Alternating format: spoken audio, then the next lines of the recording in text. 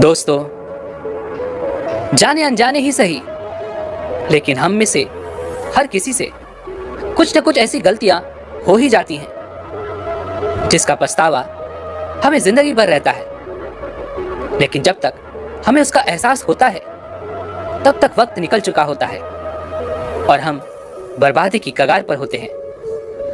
लेकिन वो कौन सी ऐसी गलतियां हैं, वो कौन से ऐसे कारण हैं जिसके कारण हमारा पूरा जीवन बर्बाद हो जाता है, जिसका पछतावा हमें जिंदगी भर रहता है, लेकिन हम उसे सुधार नहीं सकते। लेकिन वक्त रहते यदि हम उन गलतियों के बारे में जान सकें तो हम उन गलतियों को करने से बच जरूर सकते हैं। तो दोस्तों, आज की इस कहानी में हम यही बात करने वाले हैं कि एक इंसान ऐसी कौन कौन सी गलतियां करता है जो उसे पूरी तरह से बर्बाद कर देती हैं। यदि हम उन बर्बादी के कारणों को पता कर लें तो हम उन गलतियों को करने से बच सकते हैं और अपने जीवन को सुखमय बना सकते हैं। बहुत समय पहले की बात है, एक छोटा सा राज्य था। उस राज्य में एक बहुत ही धनी सेठ रहा करता था। वह बहुत अमीर था। उसके पास किसी चीज की कोई कमी नहीं थी। उसके पास वो सारी सुख सुविधाएं थी जो वह चाहता था, लेकिन उसकी कोई संतान नहीं थी। संतान के दुख में वो हमेशा चिंतित रहता, परेशान रहता। लेकिन एक दिन अचानक उसे यह पता चला कि उसकी पत्नी गर्भवती है। यह सुनकर उसकी खुशी का कोई ठिकाना नहीं था। वह बहुत प्रसन्न हुआ और उसने अपनी पत्नी का पूरी तरह से ध्यान रखा। और देखते ही देखते वो दिन भी आ गया जब उसके घर पर एक सुंदर पुत्र का जन्म हुआ। वह सेठ यह देखकर बहुत खुश था। वह बहुत प्रसन्न था। उसने पूरे नगर में मिठाइयां बंटवा दी, लोगों को अपनी खुशी का कारण बताया। उसकी खुशी का कोई ठिकाना नहीं था। देखते ही देखते समय बीतता गया। समय के साथ उसका पुत्र अब बड़ा होने लगा था और वह सेठ यह चाहता था कि उसका पुत्र अत्यधिक ज्ञानी हो, उसे अच्छी शिक्षा मिले। इसलिए उस सेठ ने अपने पुत्र को गुरुकुल भेजने का निर्णय लिया ताकि वह अच्छे से पढ़ लिख कर एक अच्छा विद्वान बन सके, एक अच्छा ज्ञानी बन सके। अभी उसके पुत्र की उम्र बहुत ज्यादा नहीं हुई थी, लेकिन वो छोटी ही उम्र में, लेकिन फिर भी उस सेठ ने अपने पुत्र को गुरुकुल में भेज दिया। गुरुकुल में वो बालक अच्छे से शिक्षा ग्रहण करने लगा। वह बहुत आज्ञाकारी था। वह अपने गुरु की हर एक आज्ञा का पालन किया करता था। ऐसे में वह बालक वहां का सबसे होनहार विद्यार्थी बन चुका था। गुरुकुल में उस बालक ने सभी वेदों का ज्ञान अर्जित कर लिया था और देखते ही देखते वह गुरुकुल का सबसे बड़ा विद्वान बन चुका था। गुरु भी उस बालक से बहुत प्रसन्न थे। उन्होंने आज तक ऐसा कोई बालक नहीं देखा था जो उनके सिखाए ज्ञान को इतनी बखूबी तरह से सीख पाया हो। अभी भी उस सेठ के पुत्र की उम्र बहुत ज्यादा नहीं हुई थी, लेकिन फिर भी उसने छोटी सी उम्र में वह सारा ज्ञान अर्जित कर लिया था। लेकिन वह कहते हैं ना कि समय कब बदल जाता है ये किसी को नहीं पता होता। ऐसा ही एक दिन उस सेठ के पुत्र के जीवन में भी आया। एक दिन एक प्राकृतिक आपदा के कारण उसके माता पिता की मृत्यु हो गई और जब उसे इसके बारे में पता चला तो वह पूरी तरह से टूट गया। वह बिखर गया। वह रोने लगा। अभी तक उसकी शिक्षा भी पूर्ण नहीं हुई थी और जब उसे यह पता चला कि उसके माता पिता नहीं रहे तो वह अपने आप को संभाल नहीं पाया। वह यह समझ चुका था कि उसका सब कुछ बर्बाद हो चुका है।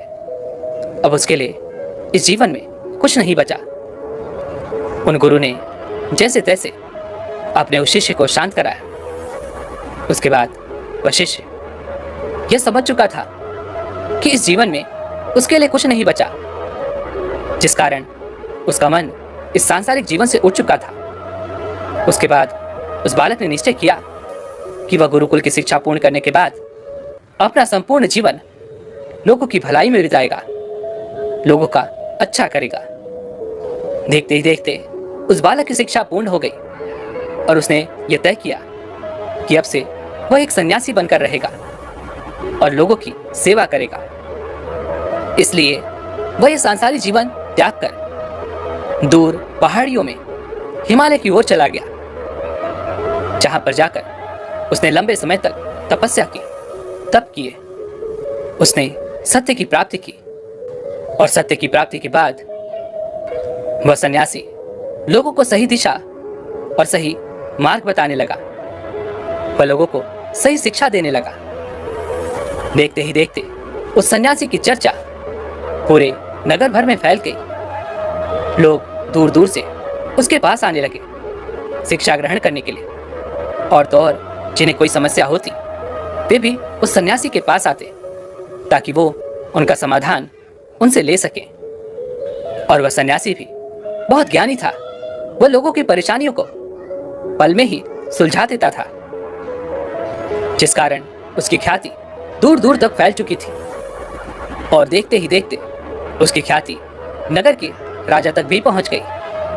उस नगर का राजा बहुत क्रूर था, लेकिन जब उस राजा को उस सन्यासी के बारे में पता चला तो उसने सोचा क्यों ना उससे मिला जाए। उसने निश्चय किया कि वो अगली सुबह ही उस सन्यासी से मिलने जाएगा।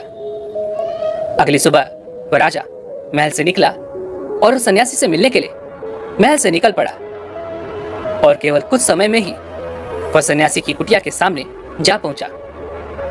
वहां पहुंचकर जब राजा ने उन सन्यासी को देखा तो वो उन्हें देखता ही रह गया, क्योंकि उस सन्यासी के मुख पर एक असीम शांति थी और एक अजीब सा तेज था।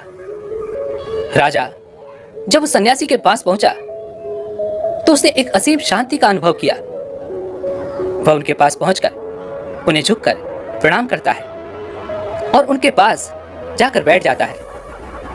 और देखते ही देखते वह सन्यासी और वह राजा एक दूसरे से बात करने लगते हैं। जो राजा इतना क्रूर था, उसका मन उस सन्यासी ने मोह लिया था। वह राजा उन सन्यासी की बातों से अत्यधिक प्रभावित हो चुका था और उस राजा ने यह तय किया कि आज से वह भी उन सन्यासी की राहों पर ही चलेगा। लेकिन उस राजा के मन में एक और बात चल रही थी। वह यह सोच रहा था कि जब इस सन्यासी ने एक छोटी सी मुलाकात से मेरे अंदर के उस क्रूर राजा को खत्म कर दिया, मेरे अंदर की सत्य की जोत जगा दी, मेरे भीतर करुणा जगा दी, और एक छोटी सी मुलाकात से जब मेरे ऊपर यह असर पड़ सकता है, तो यदि वो हमेशा जब मेरे साथ रहेंगे तब तो मेरा जीवन ही धन्य हो जाएगा, मेरा पूरा जीवन ही बदल जाएगा। यही सोचकर जाने से पहले राजा उन सन्यासी से कहता है, हे महाराज, आप यहाँ वन में क्या कर रहे हैं?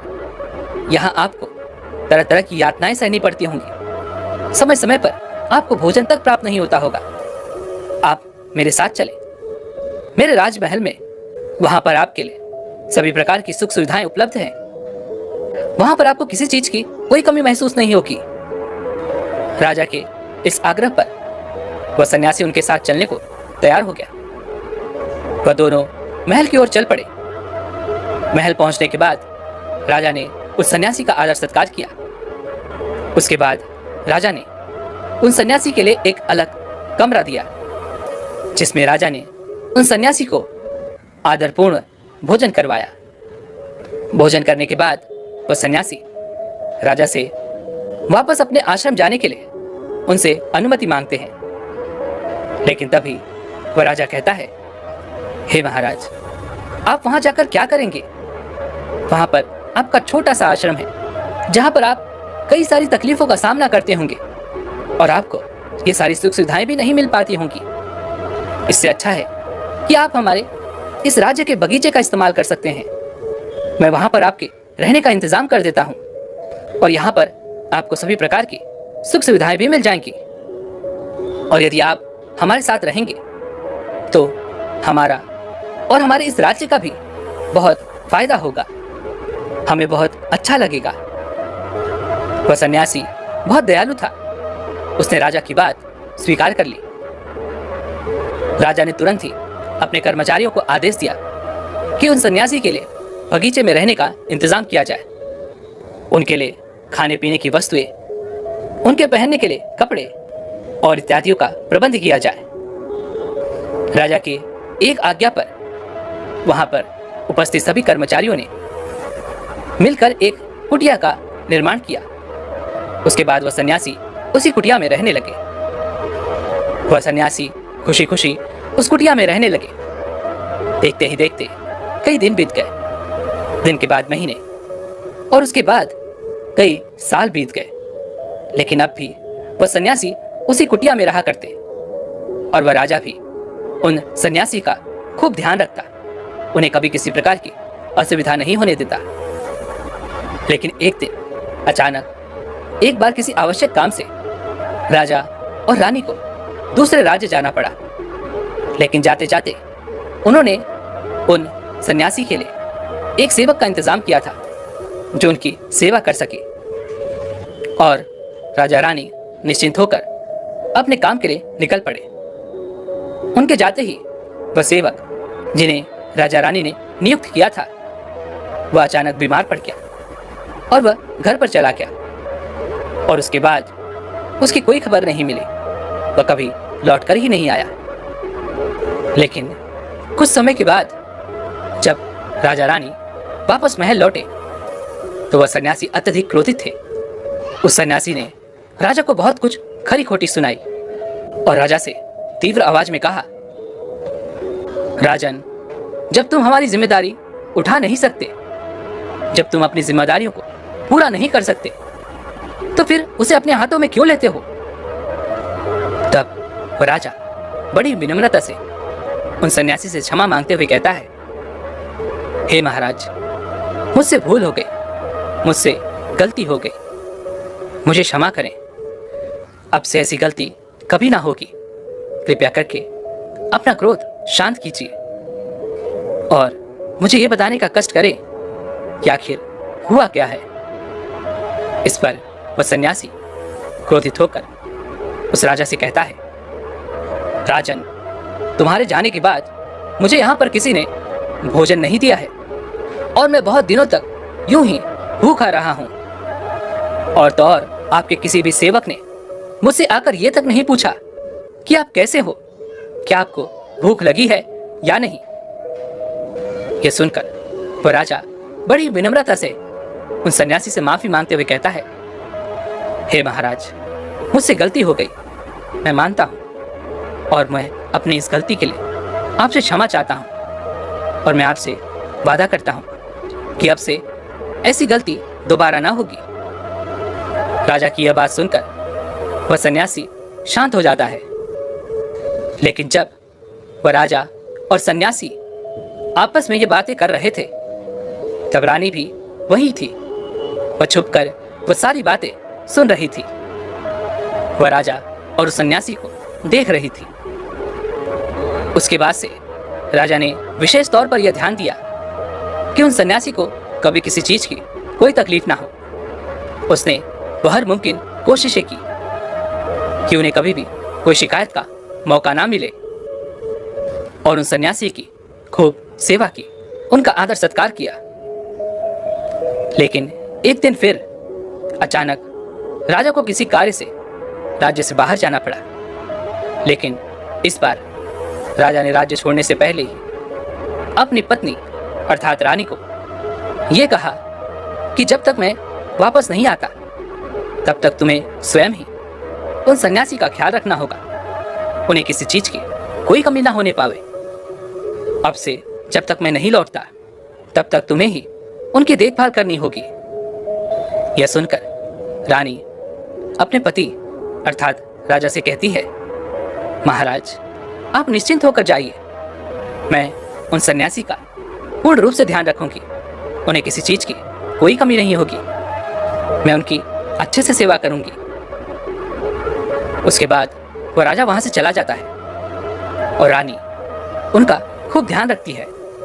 जब जब उनका समय होता तब तब रानी उन्हें भोजन बनवाकर भिजवा दिया करती, और तो और वो उनकी सभी जरूरतों का ध्यान भी रखा करती थी।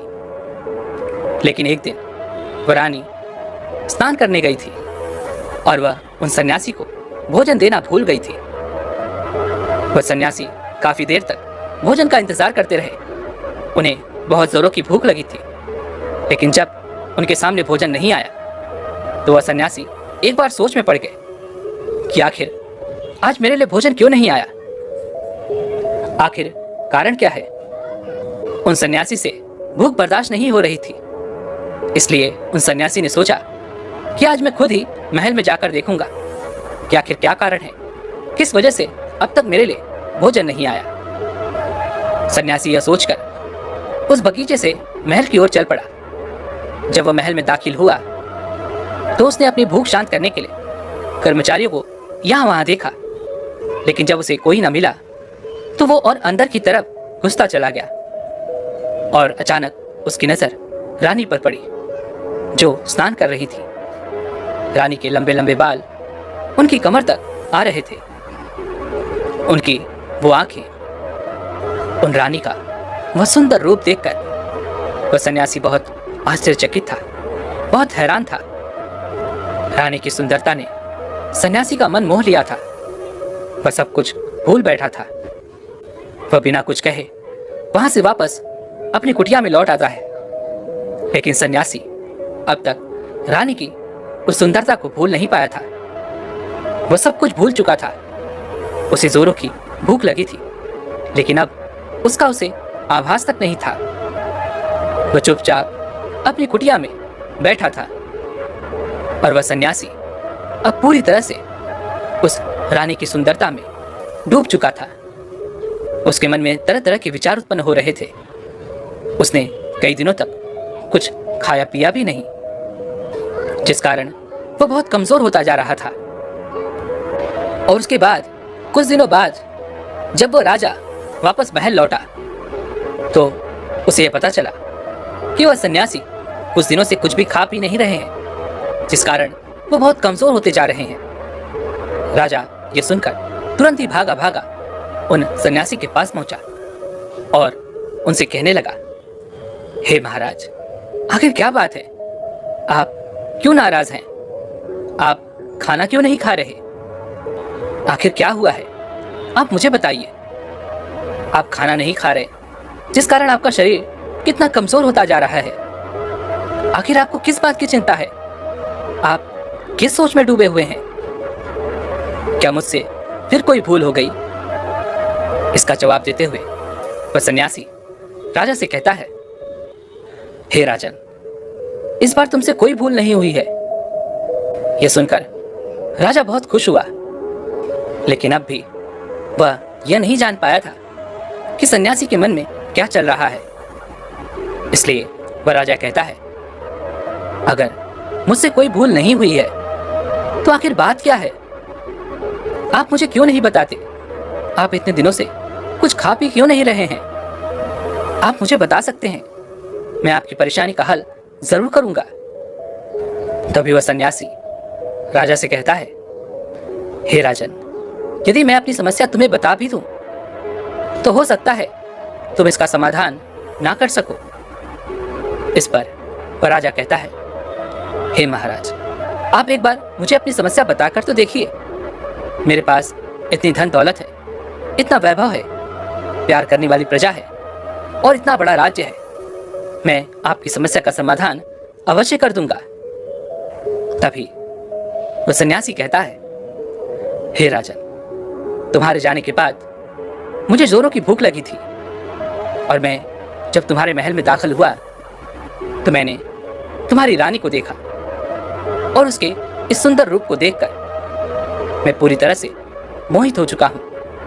मेरे मन में केवल उसी के विचार चल रहे हैं और मैं उन्हीं के विचारों में खोया हुआ हूँ।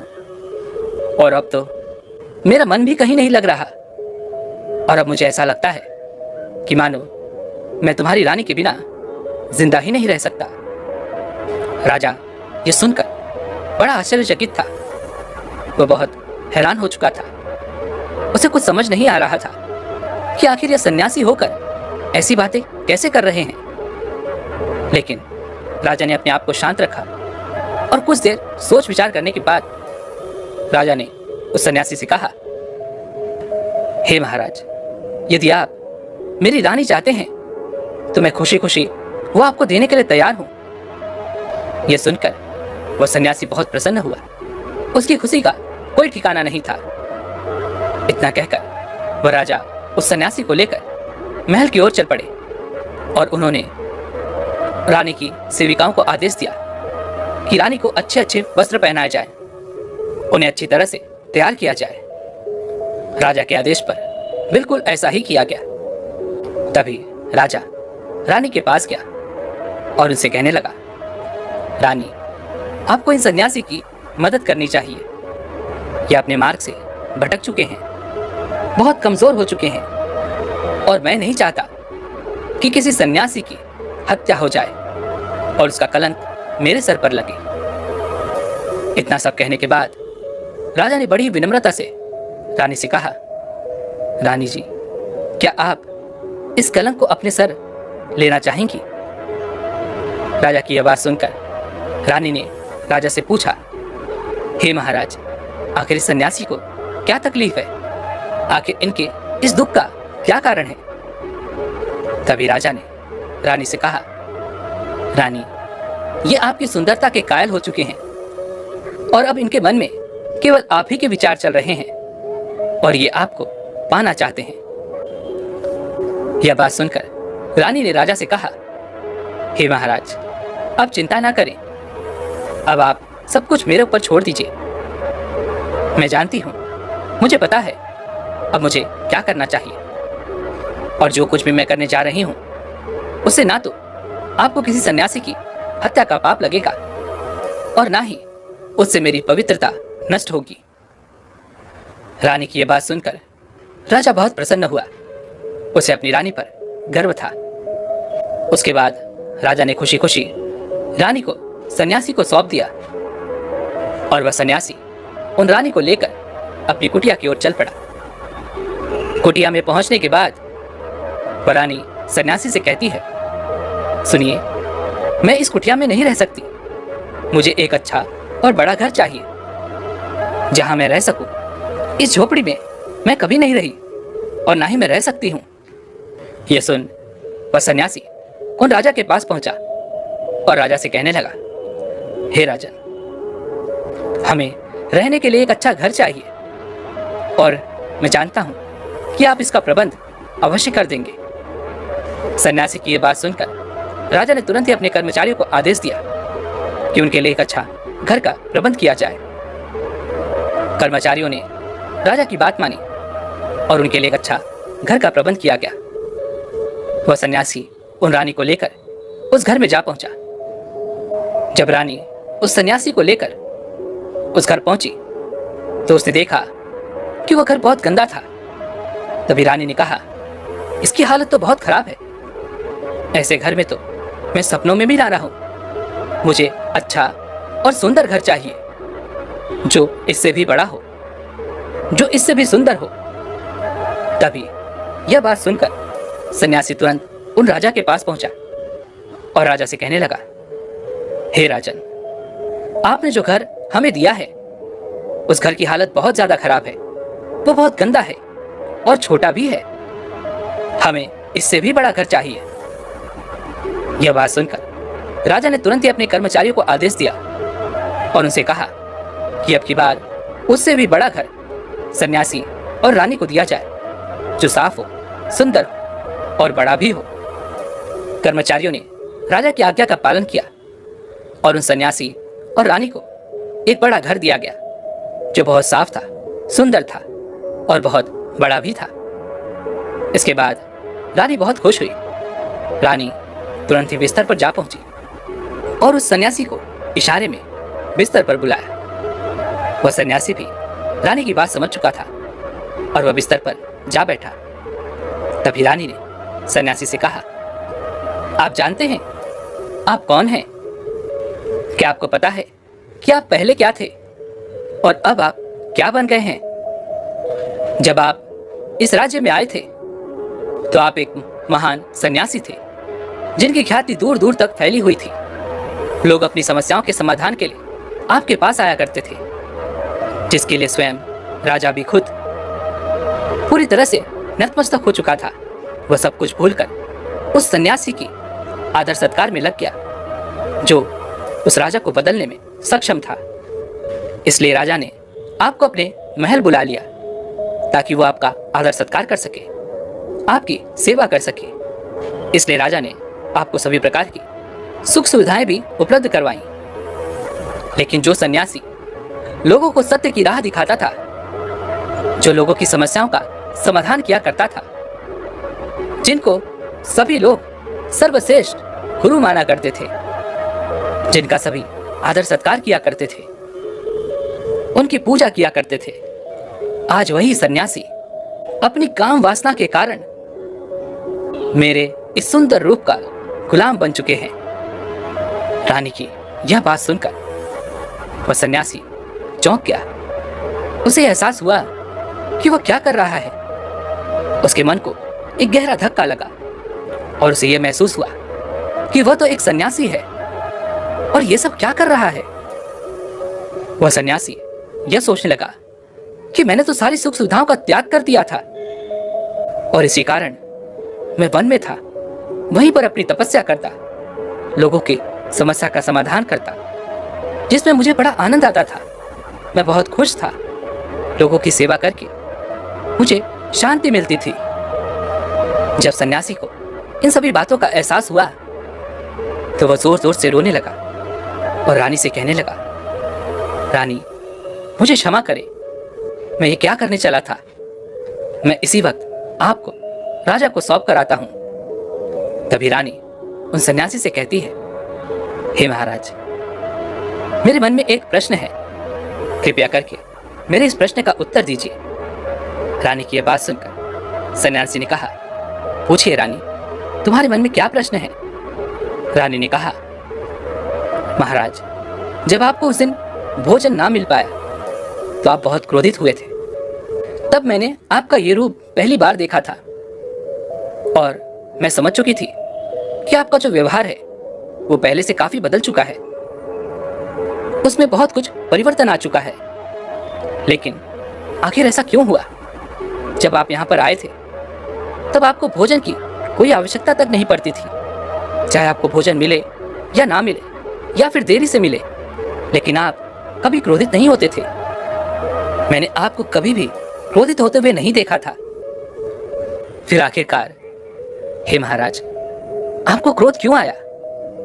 मैंने तो सुना था आपने सत्य की प्राप्ति कर ली है, शांति की प्राप्ति कर ली है, तो फिर ऐसा होने का क्या कारण है? उन सन्यासी ने रानी की सारी बातें ध्यानपूर्वक सुनी और फिर रानी को जवाब देते हुए कहा, रानी, जब मैं वन में था तो मुझे समय पर भोजन मिले ना मिले इससे मुझे कोई फर्क नहीं पड़ता था। लेकिन जब मैं महल में आया तो मुझे एक समय पर भोजन मिलने लगा, सारी सुख सुविधाएं मिलने लगी और फिर मैं इन सब चीजों का आदी हो चुका था। मुझे इन सब चीजों के प्रति लगाव होने लगा था और मैं समय समय पर इन चीजों को पाने का आदी होता जा रहा था। मेरे मन में यह लालच उत्पन्न हो चुका था कि मेरे पास जब ये सब कुछ नहीं रहेगा तो क्या होगा। और जब मुझे समय पर भोजन ना मिल पाया तो मेरे भीतर क्रोध उत्पन्न होने लगा, मानो मैंने किसी चीज को खो दिया हो। तभी आगे वह सन्यासी महारानी से कहता है, हे महारानी, अगर इच्छा पूरी ना हो तो हमारे भीतर क्रोध उत्पन्न होता है और अगर इच्छा पूरी हो जाए तो हमारे मन का लालच और बढ़ता चला जाता है। हम उस चीज को और ज्यादा पाना चाहते हैं और यही इच्छाओं की पूर्ति ही आज मुझे काम वासना के द्वार पर ले आई है। और मैं एक सन्यासी होकर भी जिसने इस संसारी जीवन को त्याग दिया था, वह भी आपके सुंदर रूप का कायल हो गया, आपके प्रति आकर्षित हो गया। रानी सन्यासी की बात सुनकर पूरी तरह से संतुष्ट हो चुकी थी। इसके बाद वह सन्यासी रानी को लेकर महल पहुंचा और उन्हें राजा को सौंप दिया। और फिर वह सन्यासी राजा से कहता है, हे राजन, मुझे क्षमा कीजिएगा, मेरे कारण आपको बहुत तकलीफ उठानी पड़ी, लेकिन अब मुझे अपनी गलती का एहसास हो चुका है। लीजिए, यह आपकी रानी है। मुझे ये सब नहीं चाहिए। मैं अपनी काम वासना के कारण भूल चुका था कि मैं क्या हूं और क्या करने जा रहा हूं, लेकिन रानी ने सही वक्त पर मुझसे यह प्रश्न पूछकर मुझे एहसास दिलाया कि मैं क्या हूं। तभी आगे वह सन्यासी राजा से कहते हैं, हे राजन, मनुष्य की बर्बादी उसकी 4 आदतों के कारण होती है। इस दुनिया के हर मनुष्य के अंदर ये 4 अवगुण अवश्य ही होते हैं, लेकिन जो व्यक्ति इन पर नियंत्रण पा लेता है, जो इन्हें अपने काबू में कर लेता है, वह हमेशा के लिए इन दुख और परेशानियों से बच जाता है। वह हमेशा अपना जीवन सुखी सुखी बिताता है। लेकिन अधिकांश व्यक्ति इन्हीं 4 कारणों के आदी होते हैं और इन्हीं कारणवश उनका जीवन पूरी तरह से बर्बाद हो जाता है।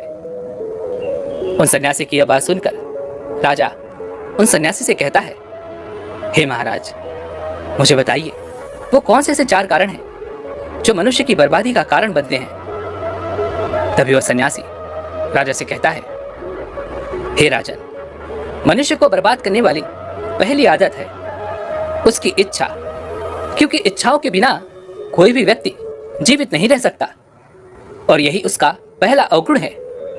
जो अपनी इच्छाओं का अधीन होता है, जो इन पर काबू नहीं कर पाता, वह जीवन में किसी भी जगह सफल नहीं हो पाता।